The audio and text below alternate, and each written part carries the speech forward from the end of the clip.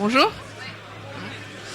Donc bonjour à toutes et tous. Donc on est réunis pour une conférence sur le sujet de la nature en ville, dans le cadre de laquelle on va pouvoir vous présenter un peu les ambitions, objectifs et surtout des réalisations concrètes de Grand Paris Aménagement sur le sujet, à travers des exemples d'opérations qu'on a menées à différents stades.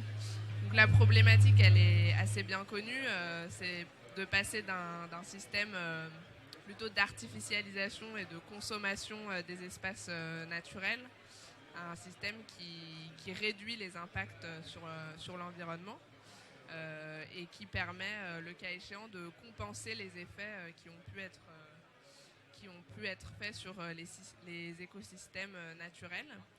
Donc c'est ce qu'on connaît bien, la séquence de réduire et compenser et limiter. Mais il y a aussi un enjeu un peu plus large qui est de faire des villes complètes, puisque en mixant les usages et puis en apportant l'ensemble des fonctionnalités au sein des villes. Donc pour illustrer un peu ce qu'on fait chez Grand Paris Aménagement, d'une part effectivement on s'est doté de compétences un peu spécifiques, puisqu'aujourd'hui on structure une compétence particulière sur ces enjeux de biodiversité et de zéro artificialisation nette. On conduit aussi et on va continuer à structurer des opérations de pure renaturation, puisqu'aménager c'est pas seulement c'est aussi aménager de la nature. Donc on a 2 opérations aujourd'hui dans le vallon du Sausset et aux Berges de Lierre. Et puis à travers nos différentes opérations et de leurs différentes phases, on travaille sur cette question de la nature en ville. Donc déjà en premier lieu en phase conception. Pour ça je vais appeler Véronique Levillier qui est directrice territoriale Ouest. Et qui va nous parler de ce qui a été mis en place, notamment sur le sujet de la compensation dans l'opération du Vésinet.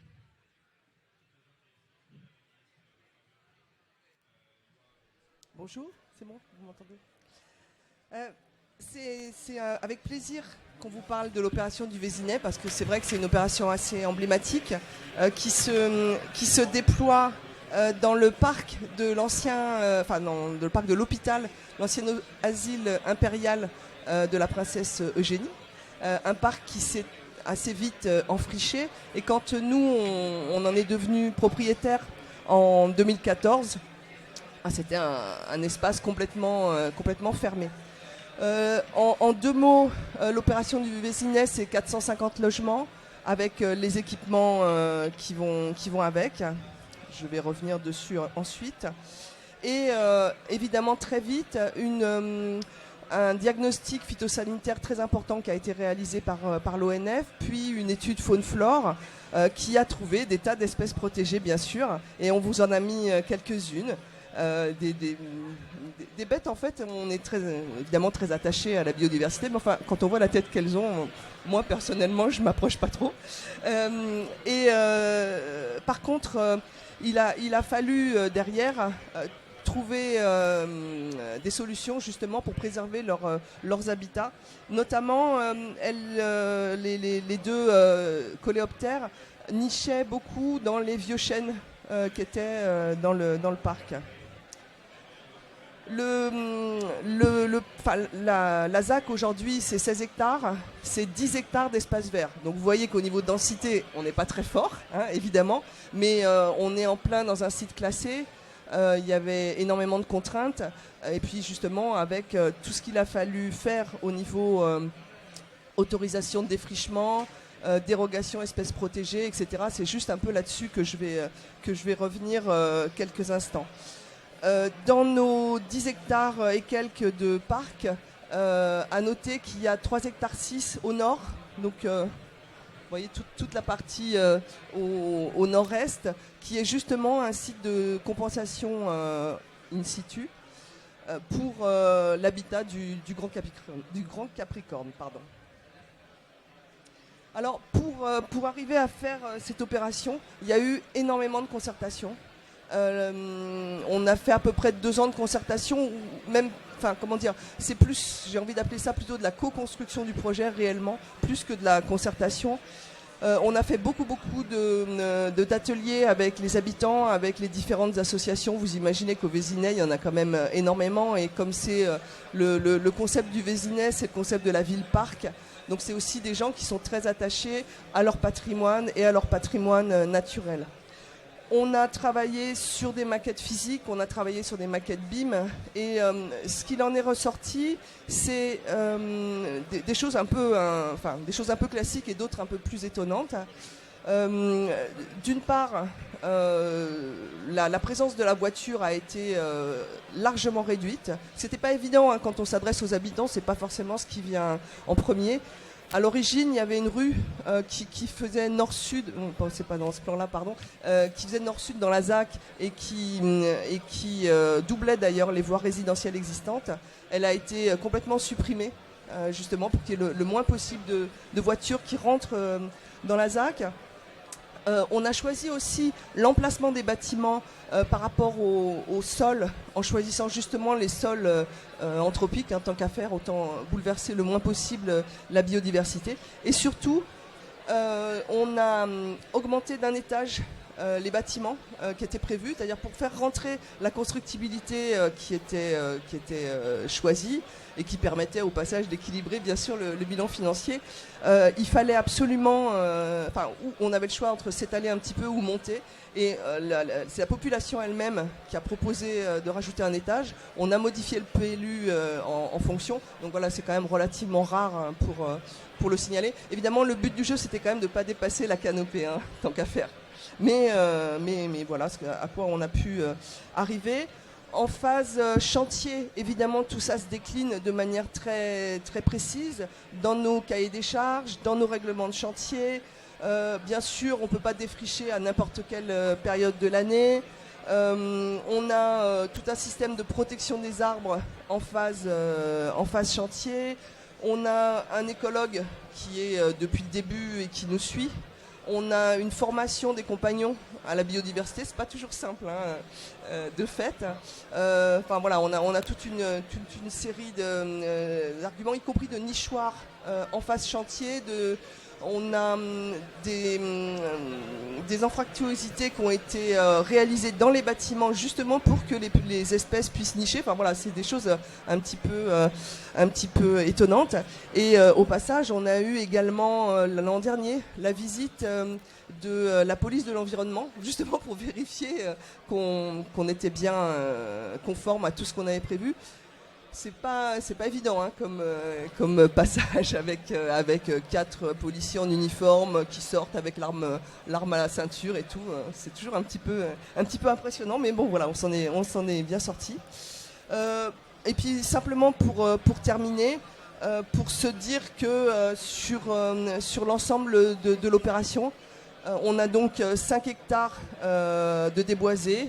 Évidemment, on a les compensations qui vont avec. Et au titre des espèces protégées, on a une zone refuge donc sur le site de 3,5 hectares et puis une compensation hors site au Ménil-le-Roi. Voilà. Je vais maintenant passer la parole à Anne Maïkovski, qui est directrice du territoire Grand Paris Seine-Amont, qui va nous parler de l'agrocité Gagarine-Truyot et notamment de la démarche qui a été mise en place sur cette question de nature en ville, à la fois dans la phase transitoire, puisqu'il y a eu des actions d'urbanisme temporaire sur cette question, et puis qui va nous expliciter un peu le concept de ville comestible, autour de laquelle l'opération a été conçue. Bonjour à tous. Vous m'entendez pas ? Si, c'est bon. Donc, je vais vous présenter rapidement l'agrocité Gagarine-Truyot et vous expliquer un petit peu comment on a intégré justement cette question du végétal. Donc, en fait, c'est dès la conception du projet, mais du projet urbain, on a souhaité vraiment porter une attention particulière sur l'intégration justement de la nature. On intervient en fait sur un quartier qui est extrêmement minéral, qui accueillait de grands bâtiments de logement qu'on a déconstruits, et comment on peut faire muter et transformer un quartier, mais du coup un quartier avec l'intégration du vivant, du végétal et de la nature. Et donc on a essayé de se doter de différents outils, mais avant cela, c'était l'idée aussi de se poser un certain nombre d'ambitions par rapport pour avoir un projet vertueux, notamment en termes de développement durable. Donc comment on peut intégrer justement cette nature et la prise en compte de la transition écologique dans l'acte d'aménager, parce que c'est de ça dont il est question. C'est dès l'origine, en fait, quand on a retenu notre maîtrise d'œuvre urbaine, qui est Archicubique, Carmen Santana, ils se sont saisis en fait dès la conception de la trame urbaine, et de voir comment on peut justement se fixer un certain nombre d'objectifs dans la conception urbaine pour être en rapport avec le végétal. Donc en effet, ici on parle d'agro-cité, donc c'est bien une cité renouvelée, mais également du coup bâtie sur un certain nombre de concepts. C'était de se dire que ce projet pouvait être justement bâti autour d'un urbanisme à code ouvert et co-construit, et qui intègre justement le paysage comme infrastructure et l'intégration de ce concept d'agriculture urbaine. Un concept qui reste à concrétiser et dont je vais vous parler. En quelques mots quand même, l'agro-cité, c'est plus de 1400 logements à terme, et puis environ 60 000 mètres carrés de bureaux et d'activités, des commerces bien entendu, et également des équipements publics qui viennent compléter ce quartier de ville. Donc en effet, dans la conception urbaine, l'idée était de pouvoir se dire que le végétal devenait une infrastructure, devenait en fait la base du projet. Et du coup, on l'a développé avec l'architecte coordonnateur de différentes manières. C'était de se dire comment, par différentes promenades, et notamment par comment on conçoit les espaces publics, et c'est bien les espaces publics ensuite qui peuvent définir les zones bâties, autour de différentes promenades et de différents actes. C'était de se dire aussi que cette structure, elle était porteuse aussi de la réinsertion de la nature en ville, puisqu'on était vraiment dans un monde très minéral. Et c'est de se dire aussi que réintégrer la nature en ville, c'est de créer des nouveaux usages, et c'est une appropriation aussi différente de ces espaces publics. Un des premiers actes, donc il y a eu la conception du projet urbain avec cette intégration du végétal. Et puis c'est de se dire comment on peut aussi préfigurer les espaces publics, préfigurer cette nature en ville. Donc comme je vous l'ai dit, en fait, on a déconstruit l'immeuble Gagarine, qui était un immeuble qui accueillait plus de 400 logements. Et c'était de se faire rencontrer aussi la question du végétal et de la mémoire, parce que c'était un bâtiment qui était extrêmement ancré et important pour les Ivriens. Donc on est parti en fait de l'empreinte, ce qu'on appelle l'empreinte Gagarine, et de faire rencontrer la mémoire avec cette empreinte, de créer une pépinière et de planter tous les arbres qui seront plantés in fine dans nos espaces publics. Donc c'est plus de 290 arbres qui ont été plantés l'année dernière. Et là, on est en train de travailler avec la ville d'Ivry sur un système de parrainage, et notamment des anciens habitants de l'immeuble Gagarine, pour qu'ils parrainent chacun un arbre. Donc ça, c'était la préfiguration. Et un des objectifs et une des ambitions, c'est de pouvoir justement mettre en œuvre un projet d'agriculture urbaine. Donc la maîtrise d'œuvre urbaine a essayé de concevoir le projet autour de l'urbanisme pointilliste. C'est de se dire, à un moment donné, j'ai plutôt des masses construites plutôt à faible emprise en fait sur le sol. On monte pas mal, donc le fait de gagner de la hauteur permet de libérer du foncier, et comment on retravaille justement cette question d'espace public. Projet d'agriculture urbaine, c'est quand même plus de 3 hectares, et l'idée c'est qu'on s'oriente sur cette agriculture urbaine professionnalisée. Donc c'est de créer la ville productive et comestible. Le montage n'est pas simple, parce qu'on a aussi bien l'agriculture urbaine en cœur d'îlot, dans les espaces publics et sur les toits. Donc c'est de pouvoir ouvrir à un ou plusieurs agriculteurs ces différents espaces pour qu'ils soient cultivés. Après, où vont les cultures ? On est en pourparlers notamment avec la commune et un certain nombre de prestataires pour finaliser ce montage d'agriculture urbaine. Pour préfigurer un petit peu ce projet agricole, on est en train de travailler sur une petite serre qui va être réalisée cette année, qui va être construite à 100% avec des matériaux réemployés. Donc la conception doit se faire cette année pour une réalisation en 2023. Et c'est de pouvoir aussi voir comment, au sein de cette petite serre, on peut déjà avoir un premier agriculteur qui travaille avec nous et pour préfigurer le projet d'agriculture urbaine. Merci. Du coup, je vais maintenant passer la parole à Michèle Rabin-Roche, qui est directrice territoriale Grand Paris Nord et qui va nous présenter plutôt des éléments en phase chantier. Comment dans le quartier de la Pépinière à Villepinte, on est venu adjoindre en fait des nouveaux éléments de transition et de nature dans cette phase de chantier, notamment en lien avec l'historique de ce site qui était effectivement une ancienne pépinière. Bonjour à toutes et à tous. Donc nous sommes à Villepinte en Seine-Saint-Denis dans un milieu très très urbanisé. Sur le plan en haut à droite, vous avez la localisation du site de l'écoquartier, donc un peu moins de 14 hectares, qui est localisé entre deux grands parcs d'importance au niveau départemental, avec un parc du Sausset au nord et le parc de la Poudrerie à Sevran au sud. Il n'y a pas de continuité écologique tant que ça, puisque nous avons des grandes coupures urbaines à travers les infrastructures. Alors le site de la Pépinière, c'est une histoire extrêmement singulière qui est illustrée dans son histoire à travers les trois images que vous avez en bas de l'écran. En 81, cette pépinière a été fermée au public et a été laissée à l'abandon un peu plus de 30 ans. Donc en 2015, nous arrivons sur un site totalement boisé avec des résineux. Donc la nature a complètement pris sa place. Et c'est dans ce contexte-là que nous créons et nous concevons l'écoquartier. Vous voyez le plan en bas qui est le plan aujourd'hui quasiment réalisé, puisque sur les 950 logements aujourd'hui que prévoit l'écoquartier, les 2/3 sont construits ou en cours de livraison et l'opération va s'achever en 2024. Alors on est sur un site à très fort enjeu écologique et nous allons travailler donc sur 4 axes pour conserver cette identité paysagère très forte.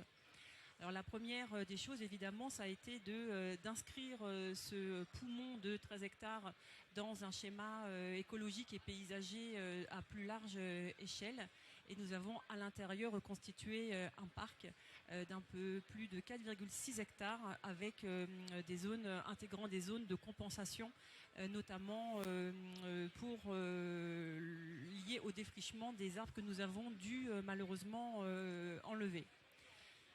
Alors évidemment, construire avec le déjà là a été le deuxième axe retenu pour concevoir ce quartier. L'idée était vraiment de sauvegarder le maximum d'arbres. Donc l'étude phytosanitaire a permis d'identifier les sujets les plus remarquables et les plus importants à conserver. Les équipes d'écologues, de paysagistes, d'urbanistes ont travaillé sur plusieurs trames paysagères, intégrant de la prairie, de la zone humide, des zones boisées pour conserver toute la richesse de biodiversité attachée à ce site. C'était le deuxième axe. Le troisième axe, j'en ai parlé, ça a été la conservation des arbres remarquables et le réemploi. Donc nous avons travaillé sur 3 directions. Des arbres ont été conservés, mais pas que dans les espaces publics. Des arbres remarquables ont été également conservés dans les lots que nous avons cédés aux promoteurs et qui ont dû intégrer ces sujets dans leur plan de conception. ce qui donne des résultats extrêmement intéressants car des logements qui sont livrés aujourd'hui sont livrés avec des espaces extérieurs, internes à l'îlot, déjà très denses, très constitués et donnent un cadre habité vraiment remarquable. Les arbres qui n'ont pas été conservés, certains ont dû être arrachés, mais ils ont été débités et séchés sur place grâce à une scierie mobile et grâce à des aires de stockage et de séchage. Et grâce à ce bois, cette matière première, nous avons construit le mobilier urbain, les aires de jeu pour les enfants et qui sont donc réutilisés sur place.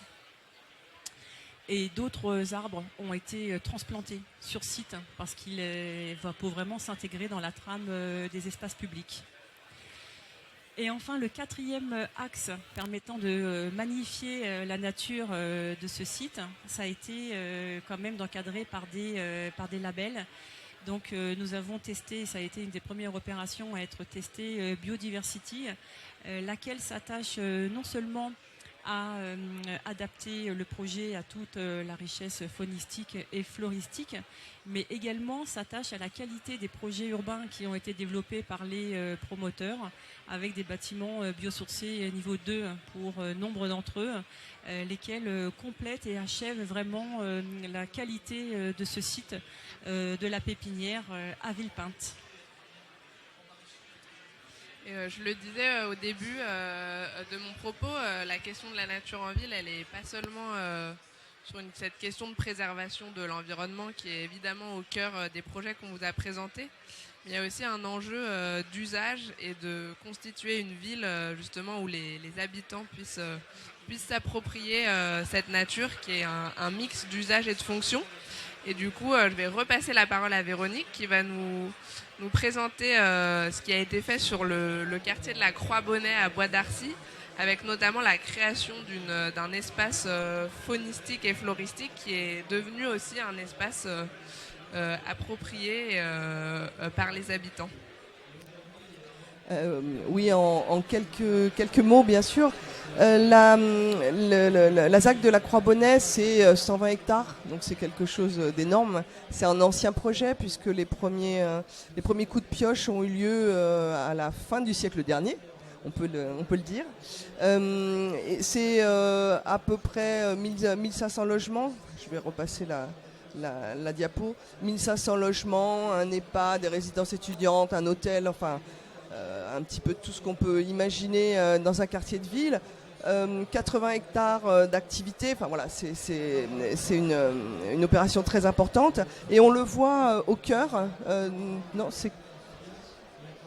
au cœur du plan, pardon. On a profité de la présence d'un ancien rue et puis de la problématique de traitement des eaux pluviales, bien sûr, pour créer un canal. Alors je remets par contre la photo d'avant parce qu'on voit bien le canal et puis les bords du canal. Et ensuite, avec tout ça, on s'est rendu compte que petit à petit, au fur et à mesure des travaux, se créait finalement une zone naturelle, une zone humide, une zone naturelle, voilà. Et en accord avec la ville et la DDT, on a créé donc une zone qui a maintenant le label de zone naturelle d'intérêt écologique, faunistique, floristique. Évidemment, c'est vraiment les deux photos du bas que vous voyez. C'est des zones où on peut pas, où les habitants peuvent pas aller, puisqu'il y a une vraie préservation de la biodiversité.